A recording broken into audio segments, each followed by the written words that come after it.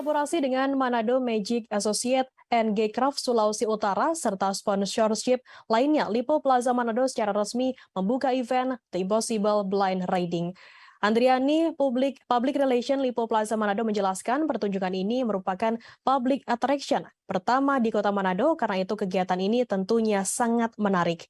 Andriani mengajak seluruh masyarakat Kota Manado untuk hadir dan mengikuti kegiatan ini karena selain menghibur, banyak hadiah menarik yang juga telah menanti.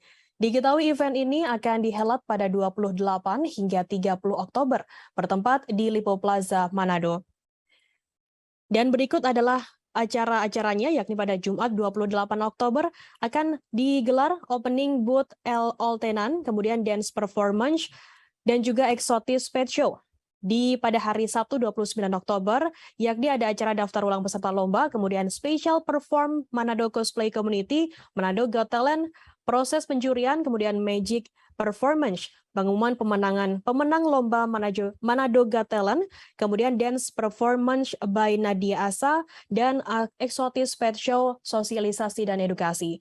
Kemudian pada minggu esok, pada 30 Oktober, ada mini fun race Manado Diecast, kemudian R15 and Team Kambuk Loading In, kemudian cosplay performance, fun games 16 and Team MJ, blind riding start, special performance by Tim Kesenian Gaycraft, special performance by Hip Hop Manado and DJ Closing.